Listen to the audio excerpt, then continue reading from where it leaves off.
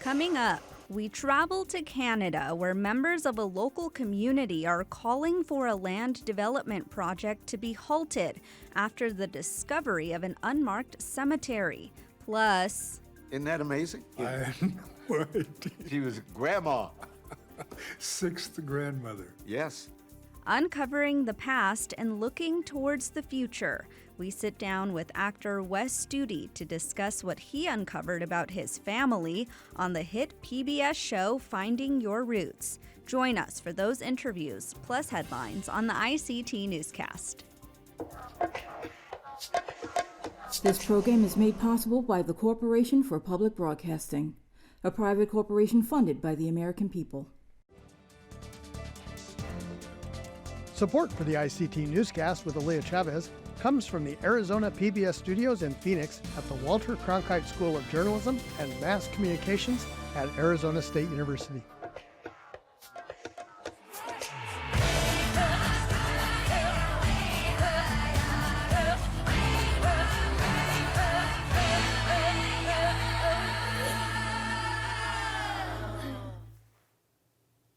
Amadawa Hopa, thank you for joining us. I am Aaliyah Chavez. We begin today in New York, where offensive artwork in the state capitol is getting a review. Some murals in the building depict violence being inflicted on Native American people. Governor Kathy Hochul is asking Indigenous leaders for recommendations. All New Yorkers should feel welcome and respected when visiting the state capitol, she said, decrying the imagery. At least one tribal leader would like to see the images removed. I absolutely would like to see them removed. I would also like to see that the governor commission some Native artists to reflect historical accuracy. What better way to reflect that than to commission those artists who have a deep understanding of what that relationship is all about.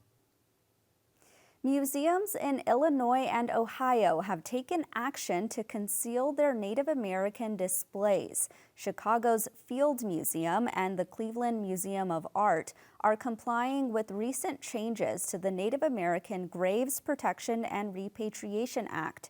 Implemented in December 2023, the new regulations require museums to obtain consent from tribal leaders before displaying or researching cultural heritage items.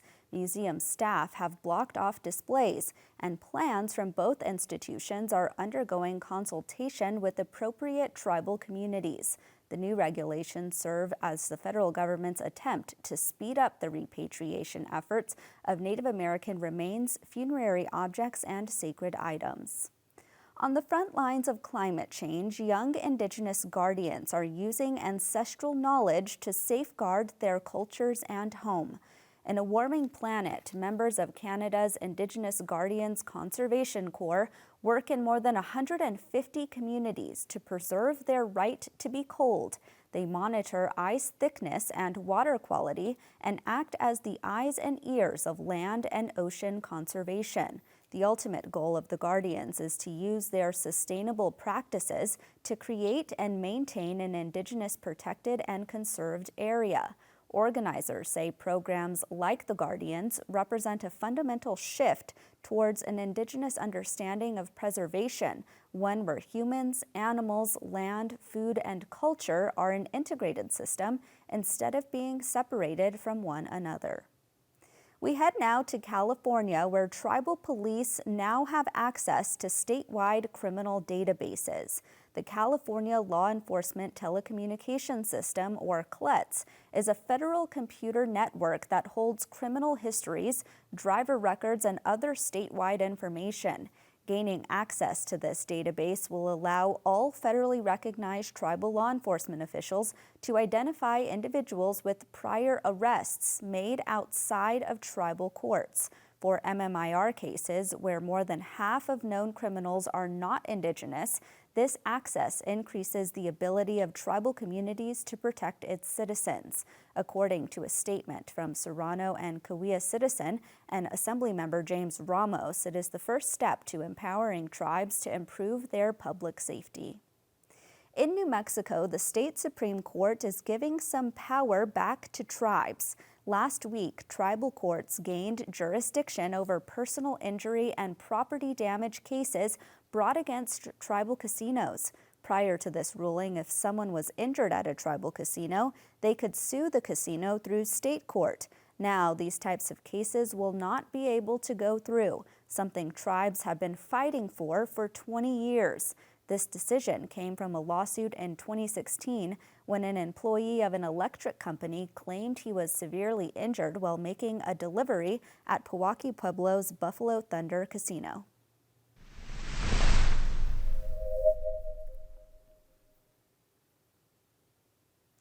In Winnipeg, Manitoba, Canada, an unmarked cemetery has been discovered, and it's near what used to be an orphanage and home for unwed mothers in the early 20th century. APTN's Sav Johnsa has more. An attempt to preserve a forest in South Winnipeg took a turn with the discovery of an unmarked cemetery for a former orphanage and home for unwed mothers. Advocates are now calling on the city to hold off developing the area and to investigate. Shelley Sweeney, Archivist Emerita for the University of Manitoba, is the one who found the site while researching LeMay Forest in Winnipeg's St. Norbert suburb. A member of Ours Winnipeg, a green space advocacy organization who want the forest to be preserved. I just think it's an important part of our history, and that now that we know about it, maybe if you didn't know about it, that would be one thing, but now that we know about it, I think the moral and ethical thing to do is to consult with the communities and say, how should we handle this? The Catholic orphanage called Asile Rochot was run by the Sisters of Miséricorde from 1904 to 1948. According to surviving records at the St. Boniface Historical Society, around 7,000 children passed through the institution. The ethnicity of around 2,700 children was recorded. 225 were Métis, 6 were First Nations, and 1 was Inuit. The death rate of children at Asile Rochot was high, especially in the early years of its operation. In 1909, out of 314 children that were accepted into the asile, 188 died. So that's a death rate of 599 to 1,000 live births. When I found another statistic from 1910, the standard across Canada was 262. So substantially lower than the death rate at the asile. Records from the St. Boniface Historical Society suggest that somewhere between over 1,200 and 2,000 children died there during its operation. The exact location of the cemetery is unknown, but Sweeney thinks a bare spot within the mature forest might be it. According to Sweeney, an unmarked grave is believed to have stored multiple human remains of some of these children. The cemetery was divided into quadrants, and for the children whose parents or parent could not pay for separate burial, or a separate burial plus a headstone, that they would open, but it doesn't say what, a trench, a pit, and that the children would be buried at that time. Various sources and reports contradict whether the remains were moved and the cemetery deconsecrated after the orphanage closed. Assembly of Manitoba Chiefs is now asking the City of Winnipeg to investigate.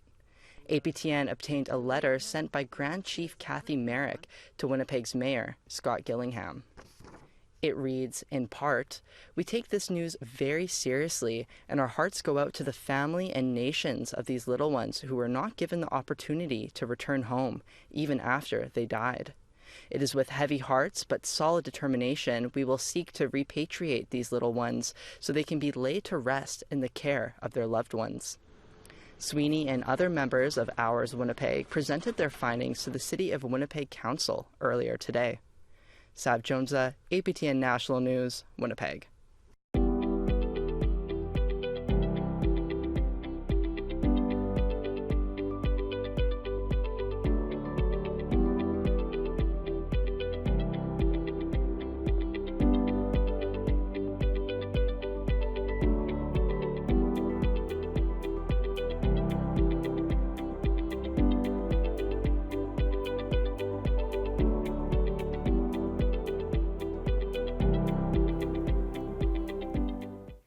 A national publication has issued its Power 100 list. The magazine called Art Review has named Candice Hopkins in its top 50 most influential people in art. She's actually at number 46 to be exact. We go now to ICT's Shirley Snavy with this interview.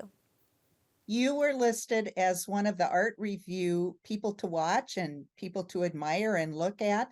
And I'm just really pleased and honored that you're on the show, and congratulations. What does this mean to you? We're gaining greater recognition for the incredible work that Native people make across Turtle Island, particularly in the field that I work in, which is contemporary art. And I honestly feel that this recognition is long overdue. So it's really not about me. I try to bring my community with me in every project that I do. So I think it's a broader recognition than that. Forge project is located in Taconic, New York. It started in 2021 and really as a social justice project. We have a fellowship where we host 6 cultural workers annually for a year. Applications will be open for that in early January. And people come and they spend up to 3 weeks at Forge. Forge is on a 38-acre campus and in 2 buildings designed by the renowned artist and activist Ai Weiwei. And we do a lot of programs, ones that are specific and centering, only Native people, others that are public programs. We have an outdoor land and learning kitchen, for example. We just did an elderberry making workshop. But a big part of what I do there too as chief curator is we have a lending art collection as well. We have now, we are custodians of 177 works we're actively collecting. And the point of that collection is for it to be lent out, whether it's to a tribal museum or, for example, to a museum in Germany or across Turtle Island. And part of that is that we feel like this collection should be part of the public good. We want it to be really a nexus of knowledge building. We focus on the work of living Native artists. And we put a lot of emphasis actually in New York City, even though we're 2 hours north. It's because a lot of the major museums in New York, with a few exceptions, haven't really hosted a lot of work by Native contemporary artists. So we use that as an opportunity to show, in a way, to show what they've been missing.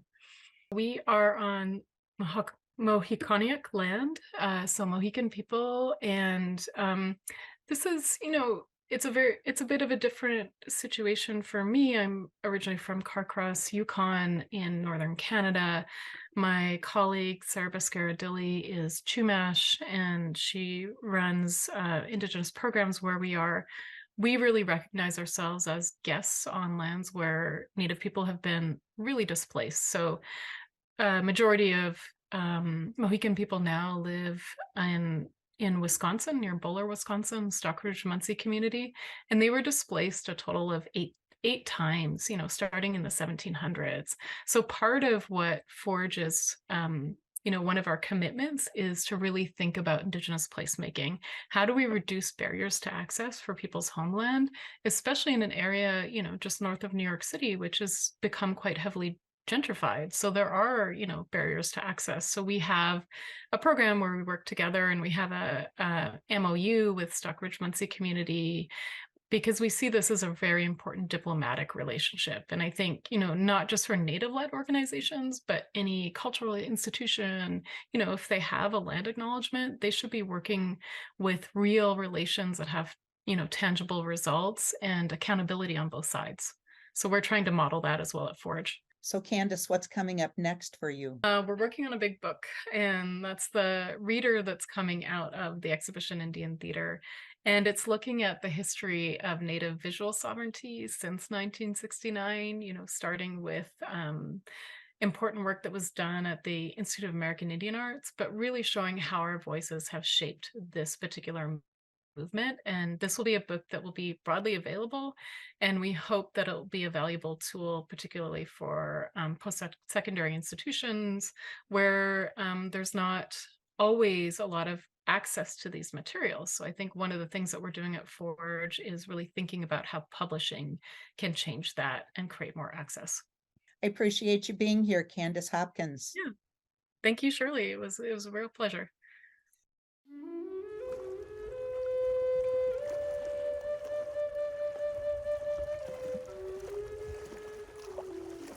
Wool giskered, wool giskered, good weather. Wool is good. Giskered is what the weather is like.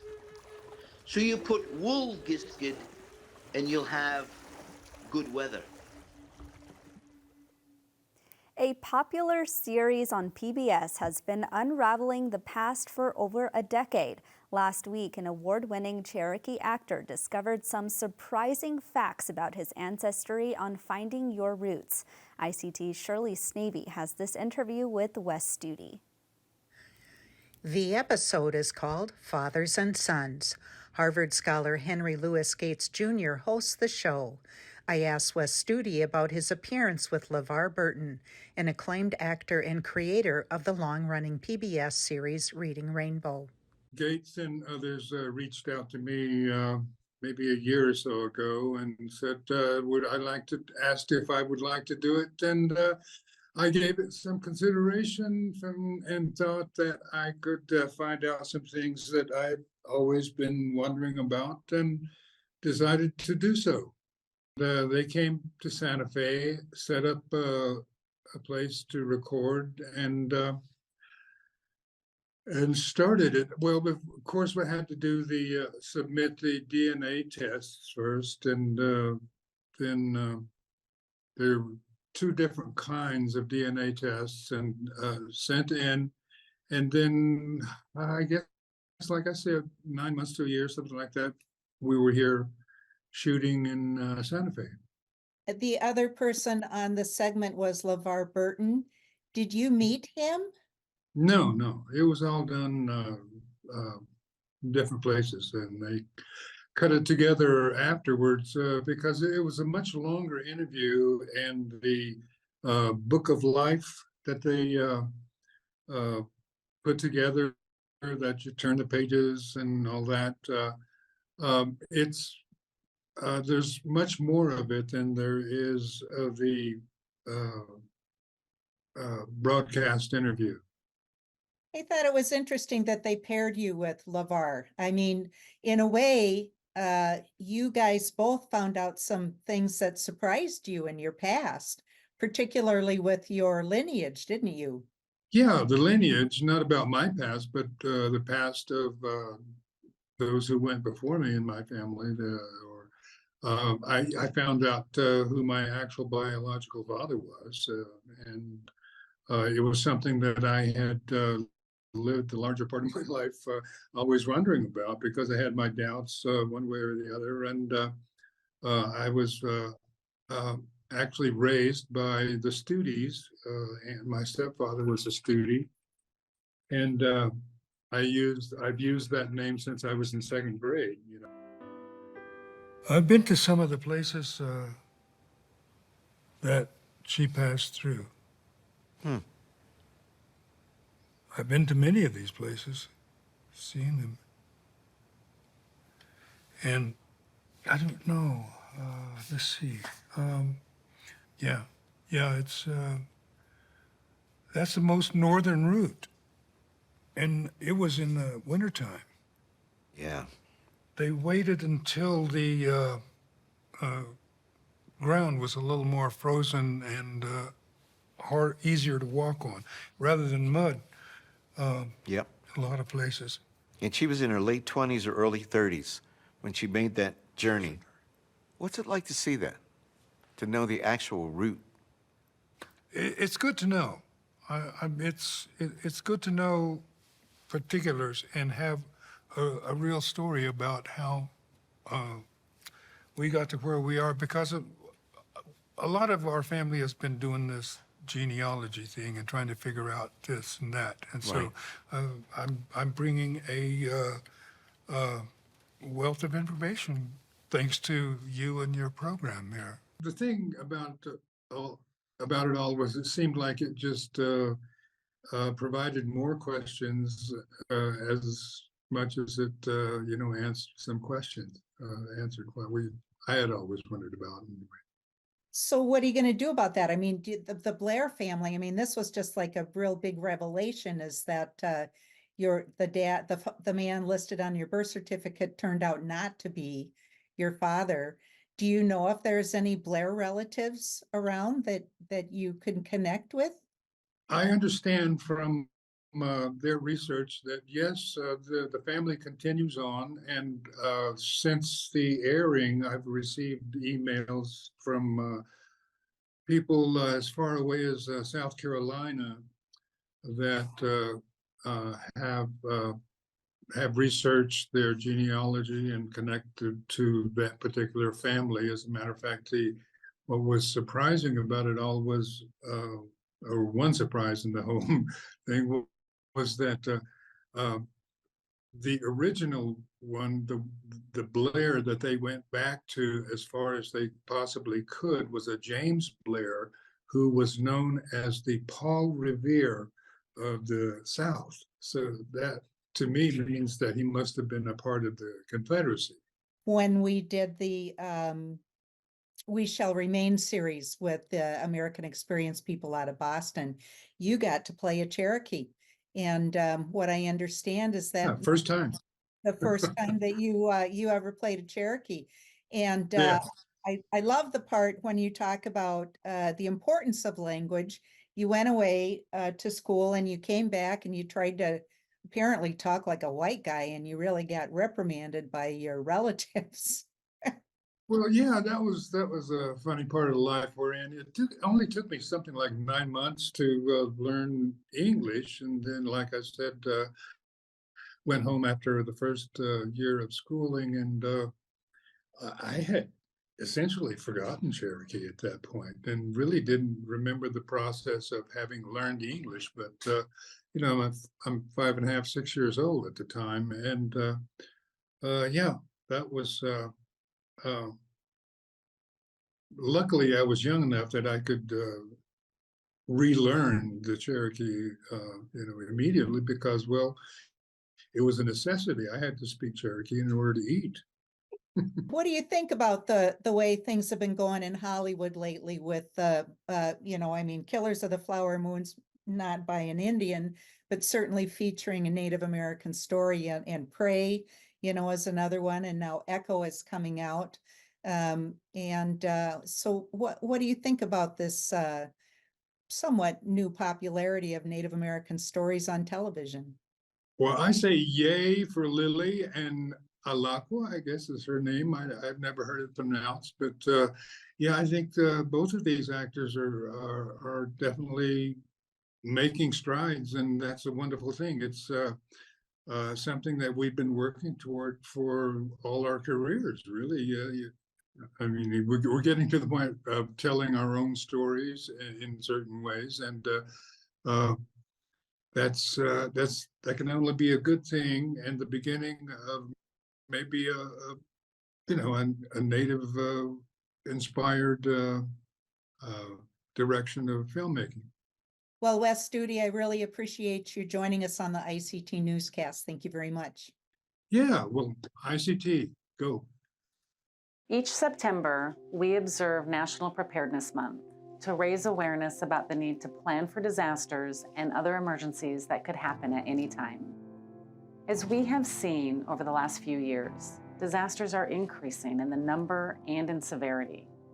The threat of climate change means every community must work together to advance a culture of preparedness and build disaster resilience. You have all seen firsthand the impacts of climate change within your tribal nations, pueblos, and Alaska Native villages. FEMA is asking you, tribal leadership, elders, Native youth, and community members across Indian country, to take these steps now to protect your families and yourselves by planning for future disaster events. First, make a family communications plan. Think about who you need to reach if a disaster affects you. Make sure you know everyone's number and the best way to reach them. Second, build an emergency supply kit. Have a supply of food, water, and critical medications, and important documents like birth certificates, insurance documents, and vaccination cards in one place so you can take them with you if you need to evacuate. And third, be informed. Learn about the different types of emergencies that could occur in your area and know where to get vital information during emergencies. Sign up for things like weather alerts, evacuation notices, or other public safety announcements. Also be sure to check with your elected tribal leaders about any emergency plans in place that are specific to your reservation, pueblo, or village. I encourage you all to visit ready.gov/Indian Country for resources, toolkits, and fact sheets that will help you prepare to protect your family.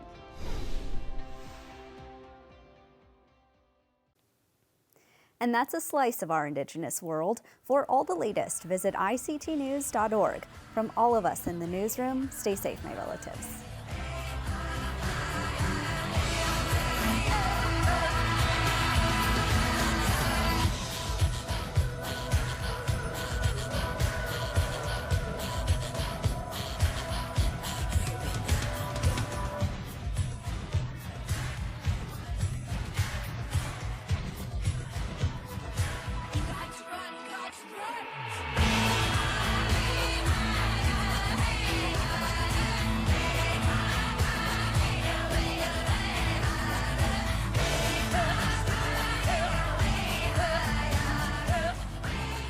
This program is made possible by the Corporation for Public Broadcasting, a private corporation funded by the American people.